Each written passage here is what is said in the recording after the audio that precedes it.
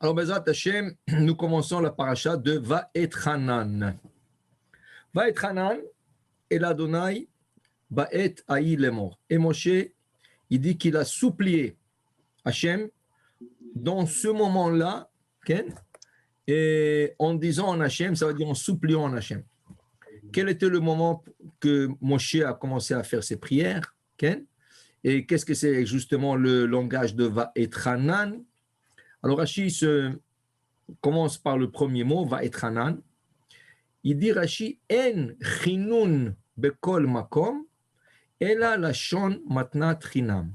Quand tu verras ce mot, n'importe où, dans le Chumash, dans le Tehillim, dans le prophète, quand on utilisera le mot Vaetchanan, le mot chanun, okay?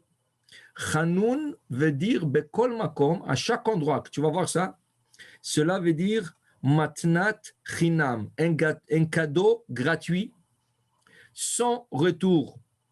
Ça veut dire que des fois, tu peux donner un cadeau à quelqu'un, mais tu attends un retour, tu attends une faveur, tu attends quelque chose que va retourner vers toi.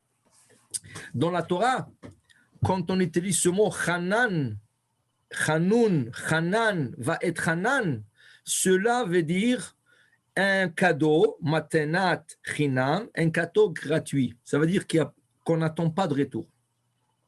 Alors, ça veut dire ici, c'est quoi le sens ici? Dit Rashi, afalpi sheyesh lahem la tzadikim litlot b'maaseh atovim. Même que les tzadikim peuvent demander avoir de faveurs grâce à leurs bonnes actions qui sont multiples, en mevakshim et amakom et la matnat chinam. Tout ce qu'ils demandent d'Hachem, c'est un cadeau gratuit. Ça veut dire, ils demandent d'Hachem, si vous nous le donnez, alors sans enlever de nos mérites. Qui veut dire, il y a un concept qui dit, quand Hachem te fait un miracle, okay? Alors je vais vous donner la Gemara.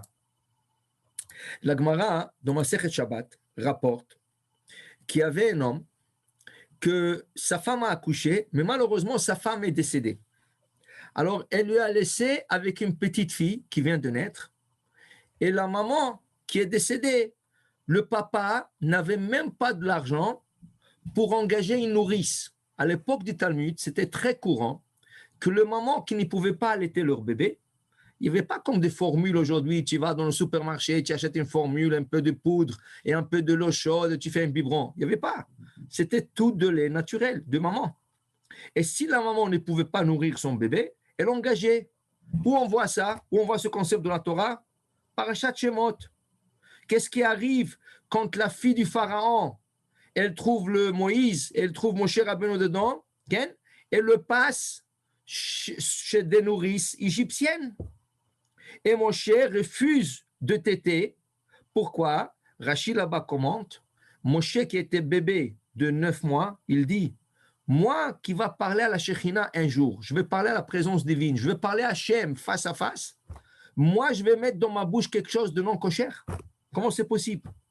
Il a refusé d'allaiter des nourrices égyptiennes. Pourquoi? Parce que le lait d'une maman, c'est ce qu'elle mange. D'où est-ce qu'elle a la maman le lait? Tout ce qu'elle mange tourne en lait. Okay? Alors, si les Égyptiennes qui mangent du non-kosher, toutes sortes de bêtes et des insectes, et tout, Moshe, il va goûter de ce lait, il va mettre dans sa bouche. Il dit jamais de la vie. Il a 9 mois. Mais 9 mois? 9 mois. Parce que sa mère l'a accouché à 6 mois, prématuré. Elle l'a gardé pour 3 mois. Et à 9 mois, quand elle savait que les Égyptiens vont venir le chercher, parce que les Égyptiens avaient des registres de toutes les femmes enceintes, et ils arrivaient le jour, plus ou moins, qu'elles doivent accoucher, pour vérifier si elle a accouché. Et quand ils voyaient que c'était un garçon, ils le prenaient et le jetaient dans le Nil. Moshe Rabbeinu, qui est né prématuré, alors sa mère avait la chance de le garder 3 mois chez elle. Et là, qu'est-ce qui arrive? Quand on le trouve, le Batia, la fille du pharaon le trouve et le passe à ses servantes égyptiennes nourrices, il a refusé d'allaiter. Qu'est-ce qui arrive? Myriam, sa sœur qui est en train de surveiller, elle sort elle sort de sa cachette et il lui dit, est-ce que madame, vous voulez que je vous appelle une nourrice de la communauté juive? Elle dit oui, tout de suite, parce qu'il ne veut pas allaiter, je ne sais pas. Et elle savait qu'il est hébreu. Elle a dit, mais elle-même, il est hébreu. Alors, qui Myriam est partie appeler? Sa mère. Qu'est-ce qu'il dit Bathia à sa mère? Prends-le pour 2 ans. Parce qu'à l'époque, le bébé allaitait de leur mère pendant 24 mois, 2 ans. Okay? 2 ans. Top, très bien. Okay? Maintenant, on voit que comment on appelle ça, la mère, okay, elle nourrit son bébé. On voit ce concept chez Myriam. Okay? On voit ce concept chez Myriam. Alors, nous, on parlait de quoi? On parlait de Moshe Rabbeinu, Moshe Rabbeinu qui ne voulait pas allaiter, que Moshe Rabbeinu voyait que lui, il va parler à la Shekhinah. Alors maintenant, ici, il dit que les tzadikim, ils peuvent dépendre de leurs actions, mais ils ne veulent pas. Alors, je vous ai raconté, la Gemara dit dans Masechet Shabbat, qu'il y avait un homme, sa femme est décédée, il n'avait pas d'argent pour aller engager une nourrice, et il prie à Hachem. Il a dit à Hachem, qu'est-ce que je vais faire avec la fille? C'est un bébé. C'est un bébé d'un jour. Elle a besoin de se nourrir. Qu'est-ce que je vais faire? Je n'ai pas de moyens pour aller. Alors Hachem lui a fait un miracle. Et sur place, la poitrine de cet homme a grossi. Et il a eu 2 seins comme une femme.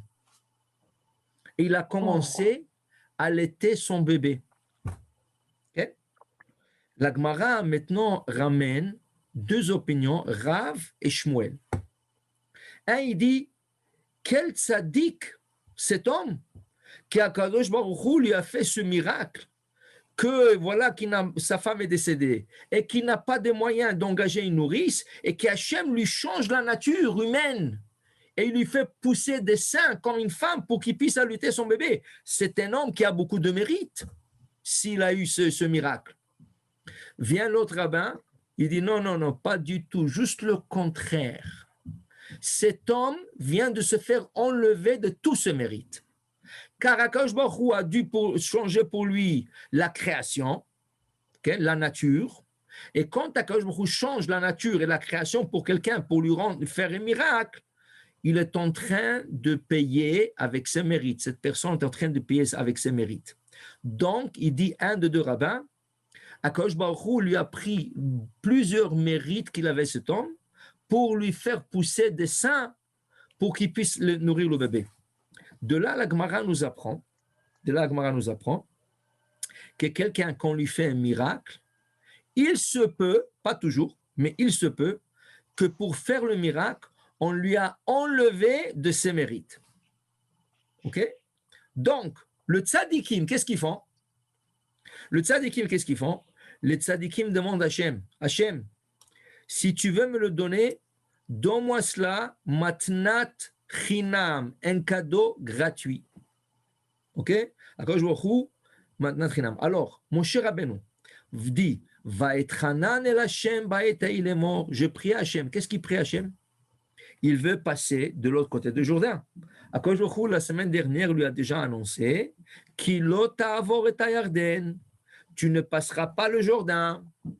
Et lui, Moshe est en train maintenant de prier à Hachem qui lui laisse de passer. Mais il demande à Hachem, si vous me l'accordez, que ça soit gratuitement, qui veut dire que n'enlevez pas de mes mérites.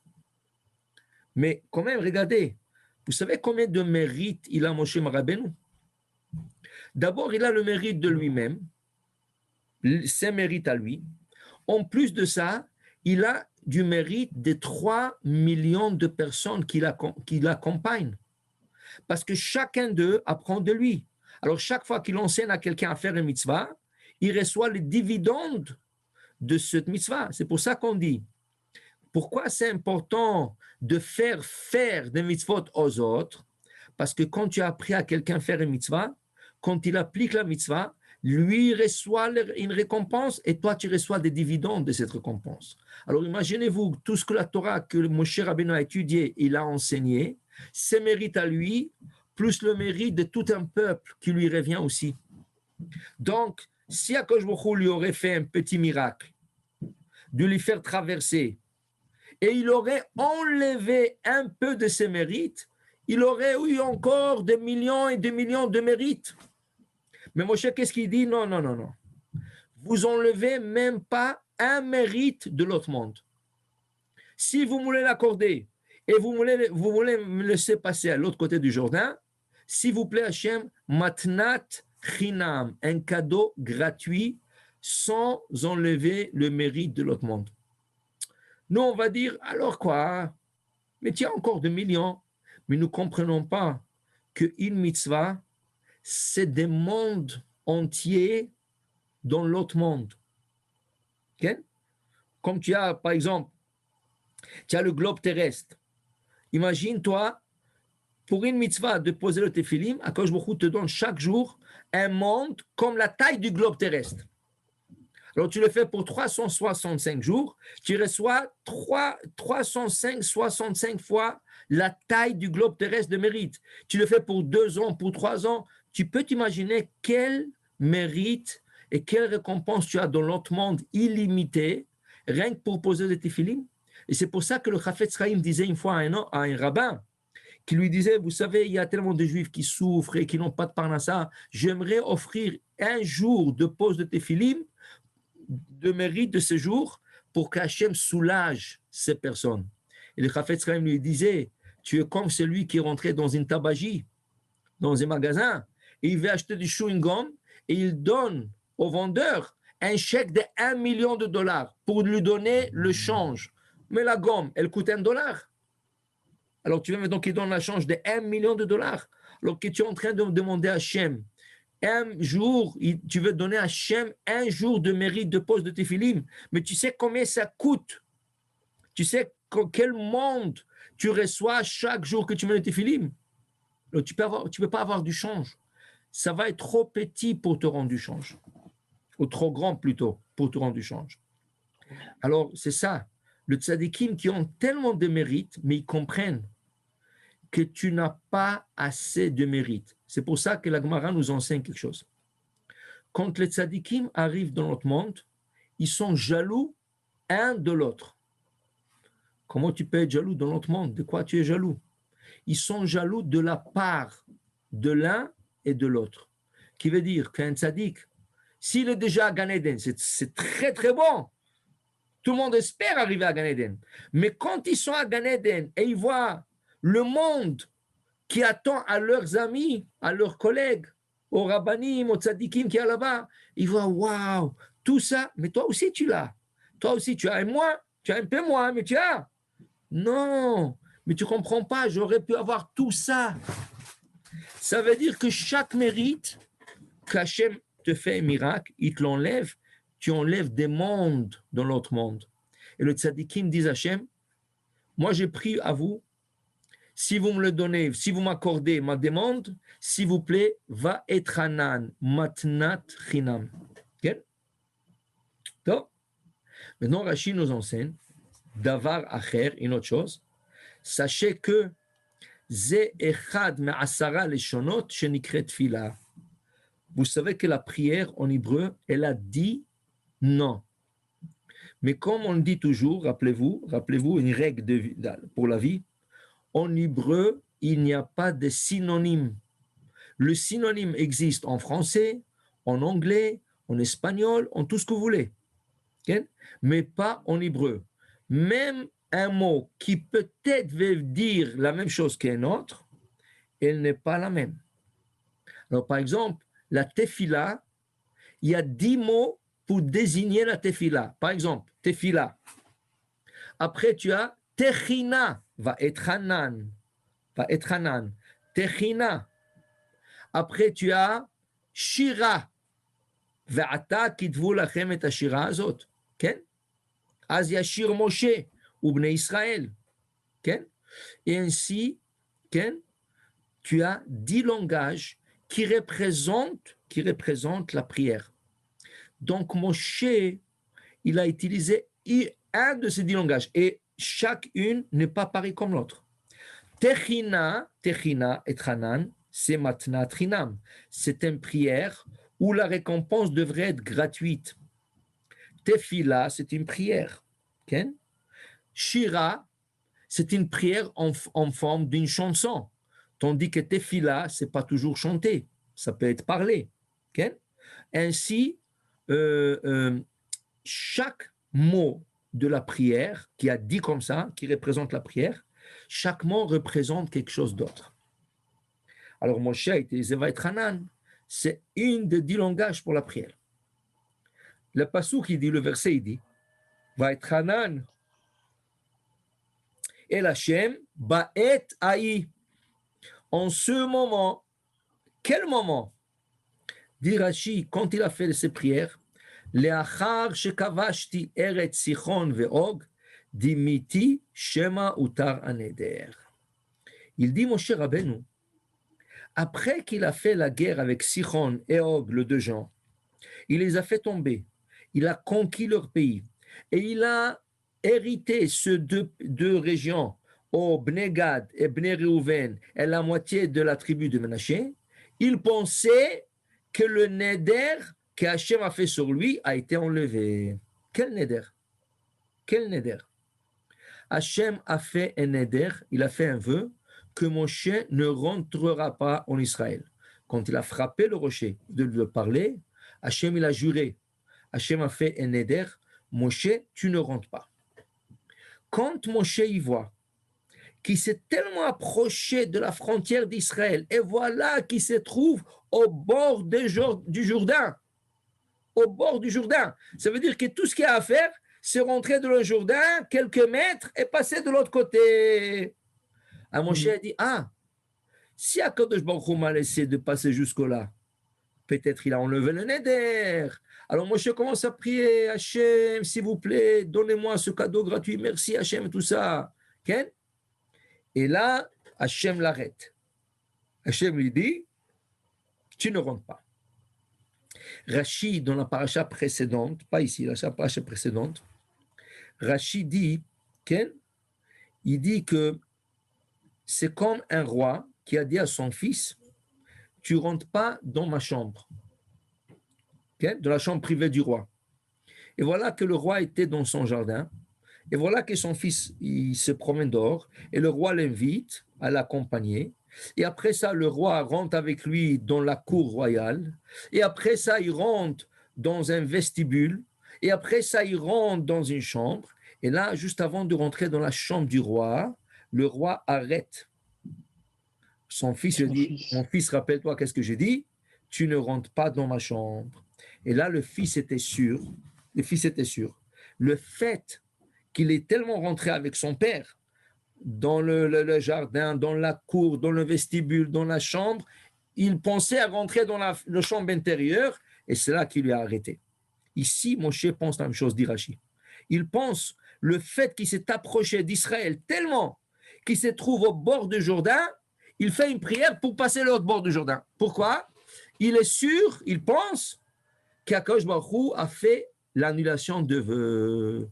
Et Akadosh Baruch Hu lui laissera passer. Okay? Alors lui, il commence à prier. Okay? Il commence à prier. Top. Le Rashi, okay? Une seconde. Rashi aussi rapporte. Okay? Ici. Okay? Il dit ici, Chachamim rapporte, va être Hanan, ce mot va être Hanan, il a en valeur numérique 515. Il est en valeur numérique. Alors 6 plus 1 plus 400 plus 8 plus 50 plus 50. Va être Hanan. En valeur numérique 515. OK? Pour dire quoi? Que Moshe, il va prier à Hachem 515 prières pour qu'il puisse rentrer en terre d'Israël. Okay? Pourquoi ce chiffre? Pourquoi 515? Okay? Pourquoi il prie tellement? Le Chachamim nous enseigne que, vous savez, que quand tu demandes quelque chose à Hachem, chaque chose, il a un prix. Okay? Tu veux une maison, tu veux une voiture, tu veux de la santé, tu veux de la parnassa, tu veux une femme, tu veux te marier, n'importe quoi, tout a un prix. Alors, on te dit, tu veux te marier, tu sais, ça coûte, je ne sais pas, ça va te coûter 100 prières. Donc, il faut que tu pries 100 fois Hachem. Hachem, je veux me marier, s'il vous plaît, Hachem, une fois, 2 fois, 3 fois, 20 fois, 50 fois, 70 fois. Quand tu vas faire la 100e prière, c'est là que ta prière va être exaucée. Chaque chose que tu demandes à Hachem a un prix. Et pour chacun, le prix est différent. Pour un tzaddik, on lui fait toujours des spéciaux. Qui veut dire que quand il veut quelque chose, avec 2, 3, 5, 10 prières, il la reçoit. Pour un homme moyen, peut-être c'est 20, 50 fois. Pour un rachat, plus. Okay? Mais chaque chose a son prix. Imaginez-vous, pour entrer en Israël, ça a pris que Moshe Rabbeinu fait 515 prières pour qu'Hachem le laisse rentrer en Israël. Et à la fin, qu'est-ce qu'Hachem nous dit? À la fin, qu'est-ce qu'Hachem dit? Alors, je saute un peu. Okay? Je saute un peu. Ici, regardez. Vayomer Adonai Elai, Rav Lach, Al Tosef Daber Elai Od Badavar Azeh. Et Hachem me dit, ça y est pour toi, ne me parle plus de cette chose. Qu'est-ce que c'est ça y est pour toi? Ken? Qu'est-ce que c'est ça y est pour toi? Ken?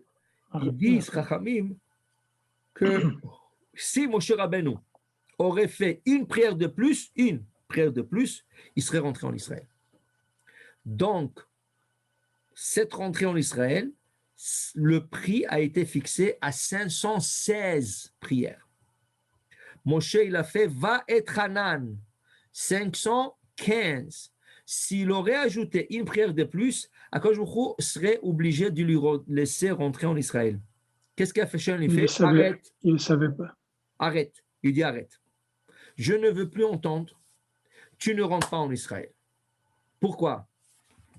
Il dit ici, Shelo Yomru, afin que les gens ne disent pas, Kama caché, Arav, Kama caché, le rabbin est dur, Va Talmid, et l'élève, Kama Sarvan Maftir, l'élève, il n'a pas de faim, il n'arrête pas de demander. Okay? Alors Hachem dit à Moïse, écoute, arrête, tu as fait déjà 515 prières. Si tu fais une de plus, je suis obligé de te faire entrer. Mais je ne veux pas le faire entrer. Mais arrête de faire des prières pour qu'on ne dise pas que je suis dur avec toi. Je ne suis pas dur. Il y a une raison pourquoi tu ne dois pas rentrer. Et les gens, qu'est-ce qu'ils vont dire de toi, Moshe? Que tu n'arrêtais pas de demander. Arrête. Ravlach. Mais Chachamim nous dévoile que s'il aurait fait une prière de plus, il serait rentré. Mais Hachem l'a arrêté. Okay? Et pourquoi Hachem ne l'a pas arrêté avant? Justement, parce qu'Hachem, il aime écouter le tzadikim prier. Hachem veut écouter la prière du tzadik. Donc, il lui a laissé. Et à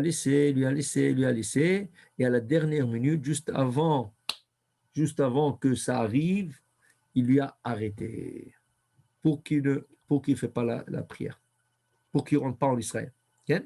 Donc, pour vous dire, voilà, Akadosh Baruch Hu, il lui dit Rav Lach. Et qu'est-ce que c'est Rav Lach?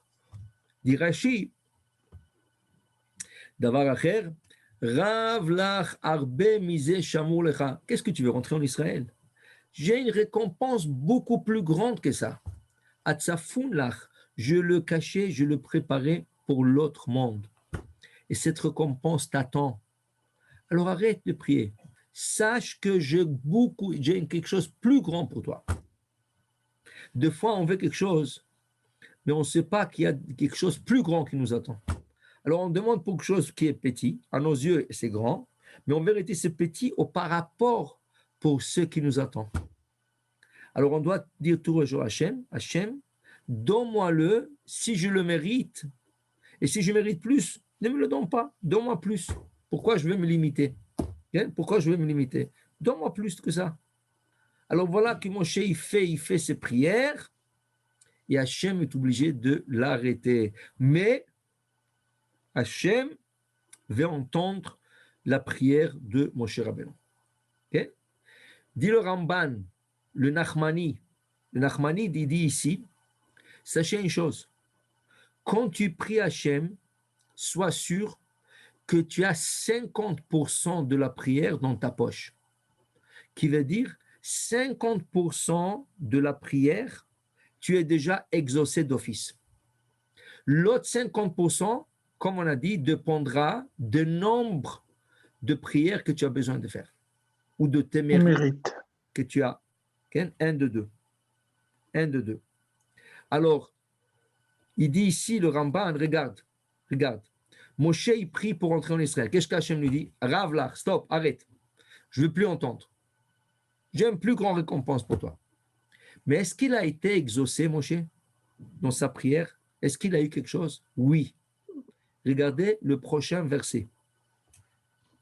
Allez, Rosh Pisga, monte au sommet de la colline, Vesa Enecha, élève tes yeux, Yamma, Vetsafona, sud et nord, Vetemana ou Mizracha, et ouest et est, pardon, Yamma c'est ouest, Safona c'est nord, et Temana c'est sud, Mizracha c'est est, Ur Ebe Enecha, et tu vois, toi-même, tu pourras voir la terre d'Israël. Qui l'autre avoir terre d'Israël, tu passeras pas, mais tu le verras. Donc, dit le Ramban, Moshe n'était même pas censé de voir Israël. Pas seulement qu'il ne passe pas, il n'est même pas censé de le voir. Hachem, qu'est-ce qu'il lui fait? Il lui fait chesed. Par le 515 prières qu'il a fait, Moshe Rabbeinu, Hachem l'a laissé à la fin de monter sur une colline, et de cette colline, il pourra voir toute la terre d'Israël. Tous les coins, le recoin, le montagne, le vallée, la mer, tout ce que vous voulez, de cette colline, il pourra le voir. Donc, dit le Ramban, qu'est-ce que tu vois? Qu'est-ce que Moshe Rabbeinu dit? Regardez. Qu'est-ce que Moshe dit? Regardez dans sa prière, précisons dans le verset. Okay? Il dit ici, et Berana, ici, voilà, et Berana, Hachem, laissez-moi passer, VRE, et je verrai, et ta Aretzatova, la bonne terre, Asher Bever Yarden, qui est de l'autre côté du Jourdain, Aharatov, la bonne montagne, Hazé, cela, vers Levanon. Donc, qu'est-ce qu'il voulait? Il voulait traverser le Jourdain, passer de l'autre côté et voir la terre. Qu'est-ce qu'Hachem dit? Tu ne traverseras pas. Mais qu'est-ce qu'Hachem lui dit? Allez, monte sur la colline Ur-E et je vais te la montrer. Donc, dit le Ramban, qu'est-ce que ça veut dire ça? 50%. Il voulait passer et voir. Hachem ne le laisse pas passer, mais Hachem le laisse la voir. Donc, il a eu 50% de ce qu'il a demandé. De là, tire le Nachmanide sa règle qu'une prière de départ, elle est déjà 50% exaucée. L'autre 50% dépendra de mérite et de ferveur et de la force que la personne est en train de mettre dans sa prière. Alors, extraordinaire. Même si tu n'as pas répondu à 100%, sache que d'office, tu as répondu à 50%. Donc, ne décourage pas. Même si tu as prié, repris, et encore, parce que tu ne sais jamais combien est combien est le prix pour cette prière. Ça veut dire combien de prières tu as besoin de faire pour la chose que tu demandes à Hachem. OK? Maintenant, il dit,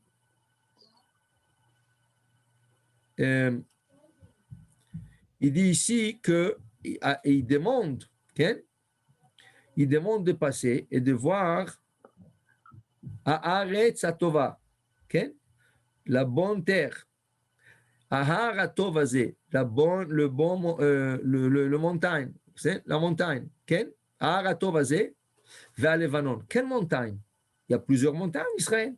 Quelle montagne vous voulez voir? Ahar Atov Azeh, Zo Yerushalayim. On parle de Jérusalem qui est construite sur une montagne. Okay? Donc, quand il a dit la montagne, c'est la montagne connue. Pas besoin de spécifier Jérusalem. Quand tu dis la montagne la plus importante, quelle est la montagne la plus importante au monde, pas en Israël seulement, au monde, c'est le mont du temple. Harabait, le mont sur lequel est construit le Beth Amikdash, le temple. Donc, Moshe, il veut traverser le Jourdain pour aller à Jérusalem, pour voir le mont du temple. Ahar, Atovazé. Vers Levanon, il veut voir le Levanon. Qu'est-ce que c'est, le Liban? Qu'est-ce qu'il a avec le Liban? Qu'est-ce qu'il y a à voir au Liban? Pourquoi il ne veut pas voir l'Égypte? Pourquoi il ne veut pas voir la Syrie? Pourquoi il veut voir le Liban? Pas du tout le Liban. Ça ne veut rien dire le Levanon. Ça ne veut pas dire ça. Levanon, regardez qu'est-ce qu'il dit Rashi. Zé Bet Amikdash. C'est le temple. Comment le temple? Alors pourquoi tu appelles le Liban? Est-ce que le temple est appelé Liban? Il fallait dire Vered Bet Amikdash. Disent le commentateur, pourquoi le Bet Amikdash est appelé Levanon? Quel est le mot sous-entendu dans ce mot? Levanon. Quel est le mot sous-entendu dans ce mot? Lavan. Lavan, Chazak. Lavan, blanc. Lavan, Lamed Bet Nun. Lavan.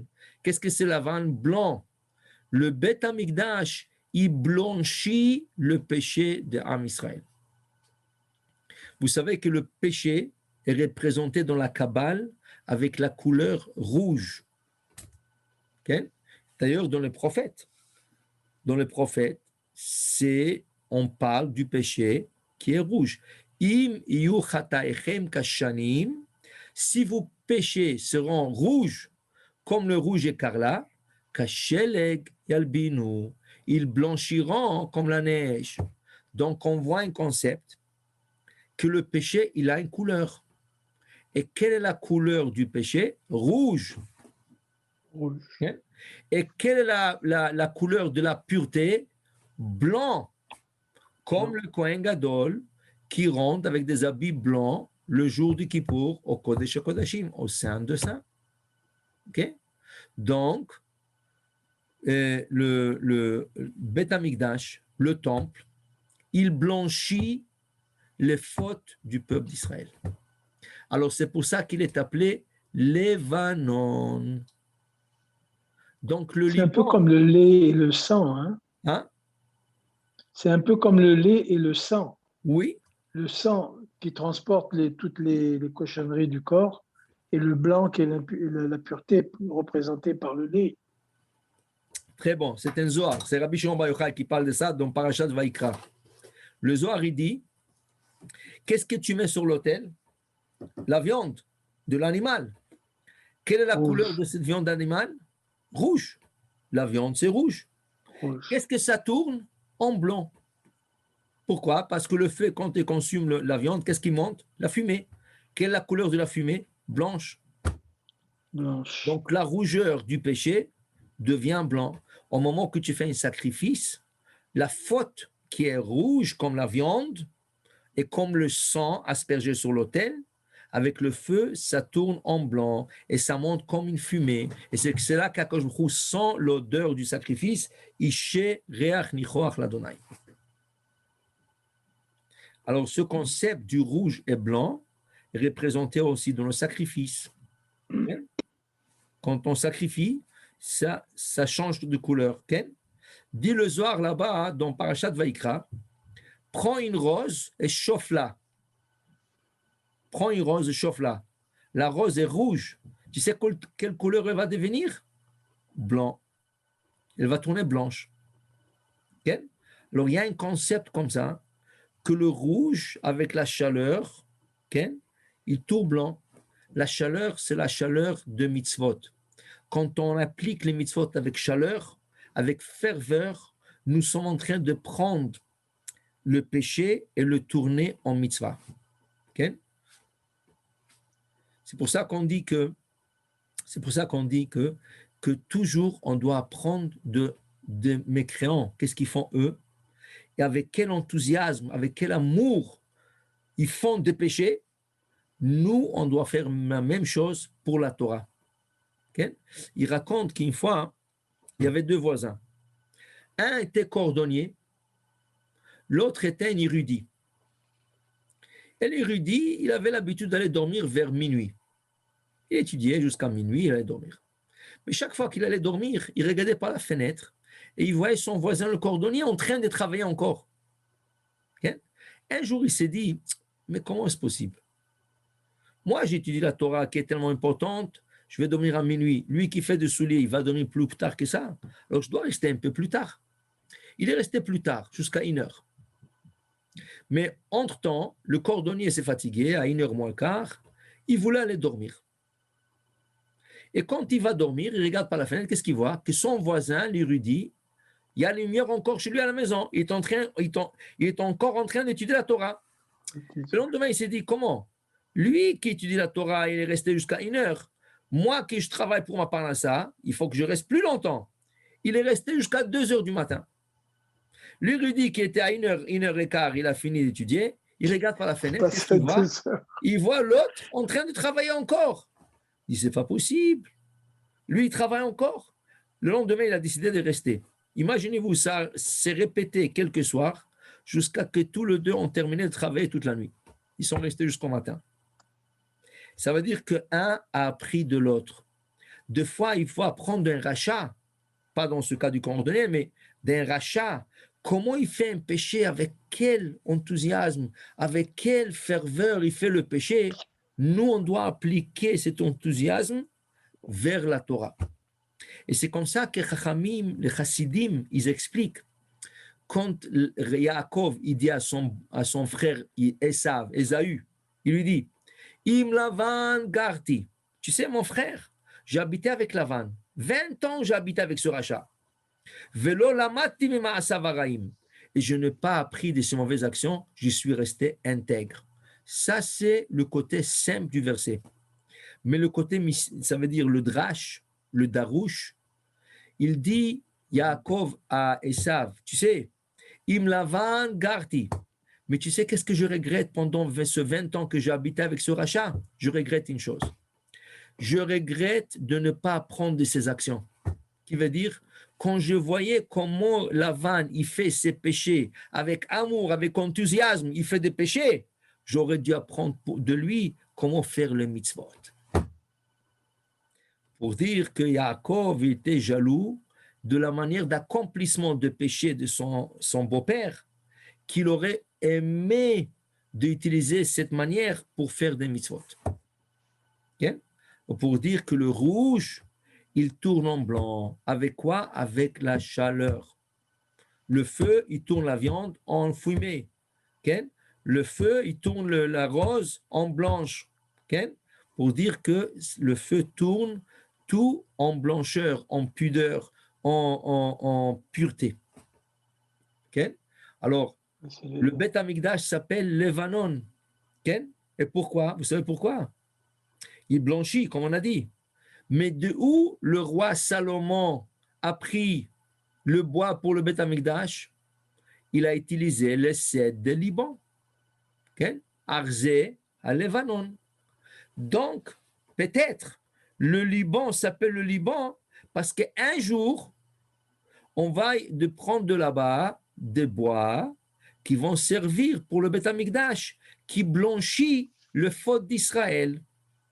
Donc, ça ne s'appelle pas le Liban à cause que le Goïm l'ont nommé Liban. Ça s'appelle le Liban parce que Moshe Rabbeinu a appelé le Beth Amikdash Levanon, qui blanchit le faute d'Israël. Et le bois pour ce Beth Amikdash, ce temple, il va venir de Liban, le Liban, qui n'était pas encore appelé Liban, et après il va être appelé le Liban, après le bois qu'ils vont utiliser pour le temple. Qui Vous le comprenez? cèdre. Top. Alors pour vous dire, voilà, Moshe, il veut voir Jérusalem, il veut voir le mont du temple. Moshe veut voir la place du temple. Pourquoi cette place? Cette place est tellement sainte, qu'il y a une pierre là-bas, On appelle ça Even Ashtaya, la pierre angulaire. C'est la pierre où Akadosh Baruch Hu a posé le premier jour de Bereshit. Il a posé là-bas, et c'est de là-bas qu'il a tracé les lignes pour créer ce globe terrestre, ce monde. C'est la pierre qui a commencé à former ce monde. La pierre angulaire. C'est la même pierre où Abraham Avinu va prendre son fils, il va le ligoter sur cette pierre qui se trouve à Jérusalem. C'est la même pierre où Yitzhak va se donner le coup sur cette pierre. Et c'est la même pierre où Yaakov Avinu qui voit l'échelle, okay? Et qu'est-ce que la Torah dit? Il a pris une pierre, Vayasem Marashotav, il a mis comme un oreiller sous sa tête. Cette pierre était la pierre angulaire, cette pierre justement, où Abraham a ligoté Yitzhak. Okay? Donc, mon cher Rabbeinu, il veut aller à cette place et voir cette pierre. Je veux voir cette pierre sur cette montagne. Cette pierre qui a une kedusha extraordinaire. La Hakeda, c'est là-bas qu'Abraham a ligoté son fils Yitzhak. C'est là-bas qu'Yitzhak a se donné le coup pour Hachem. C'est là-bas qu'Yaakov, il a eu ce rêve magnifique avec des anges qui montent, qui descendent, qu'Hachem est au sommet. Il lui promet d'aller revenir. Cette place est pleine de Kedusha. Et aujourd'hui, malheureusement, où se trouve la place? Elle se trouve de l'autre côté du mur de lamentation. Et se trouve dans le côté de l'Aqsa, le mosquée. La mosquée. Mais quel miracle de cette pierre? Quel est le miracle de cette pierre? Dit le prophète Ezkiel qu'à la fin de temps, cette pierre va commencer à couler de l'eau. Et cette eau, elle va commencer des petites gouttes. Et elle va se tourner en grandes gouttes et en grand, jusqu'à ce que ça va créer un fleuve, jusqu'à ce que ça va inonder Jérusalem pour purifier Jérusalem de toutes les impuretés. Et c'est là que Mashiach va venir. Imaginez-vous, ça fait déjà quelques années que cette pierre est en train de jaillir de l'eau. Des petites gouttes. Tu vas là-bas et tu le vois avec tes yeux. Tu vas là-bas et tu vois comment la prophétie du prophète Ezekiel est en train de s'accomplir. C'est en petites gouttes maintenant. Bientôt, ça va être plus grand et plus grand et plus grand jusqu'à ce que ça va inonder toute cette place pour purifier de toutes les impuretés que les goïms ont mis dans cette place, qu'on puisse recevoir le troisième temple qui va descendre près du ciel par Akadosh Baruch Hu, pour qu'on puisse revenir à Jérusalem et à Tzion et à prier dans l'endroit où Abraham a ligoté Yitzhak. Yitzhak, il s'est donné le coup sur l'autel.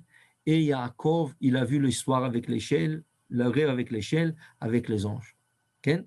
Nous voyons dans notre temps, dans notre génération, comment c'est en train de s'accomplir. Donc, pour dire que le prophète, quand ils ont prophétisé, il y a beaucoup de choses qu'on voit aujourd'hui en train de se réaliser. Donc, Bezrat Hashem, tout ce qu'on souhaite, qu'Akadosh Baruch Hu le fasse plus vite et qu'on puisse plus vite retourner à Jérusalem, Amachazir, Shechinato, Letzion, comme on a prié hier, Tisha B'Av, on a dit à Hashem, s'il vous plaît, construisez Jérusalem, qu'on puisse y retourner, qu'on puisse y prier, qu'on puisse avoir le kibbutz Galiot, le retour des exils, tous les juifs ont retourné. On a prié ça hier, dans le jour de Tisha B'Av. Okay? Et Moshe Rabbeinu, c'est la paracha, la suite, c'est la paracha de cette semaine, que Moshe, il fait 515 prières, rien que pour aller et voir la place. Il a dit à Hachem, je n'ai pas besoin de plus que ça. Laissez-moi rien que traverser et voir cette place. C'est tout. C'est tout ce que je veux. Hachem dit non, je ne peux pas. J'ai une plus grande récompense réservée pour toi. mais ça, je ne peux pas le faire. Mais si Moshe Rabbeinu, il a fait 515 prières pour aller voir, vous comprenez l'importance de voir Jérusalem. Alors, chaque fois que tu vas à Jérusalem, imagine-toi la Kedusha que Moshe, il voulait, il n'a pas pu. Et toi, si tu peux le faire, tu dois le faire. Tu dois prier à Hachem, donne-moi la chance d'aller en Israël et pèleriner le côté de la Maravi, faire des prières là-bas. Et on ne peut pas rentrer de l'autre côté. On ne peut pas aller voir le Even, la pierre angulaire. Ça, on ne peut pas voir. Mais au moins prier en face de cette pierre, que Hachem accepte nos prières. Baruch Adonai Le'olam. Amen et Amen. Bezrat Hashem.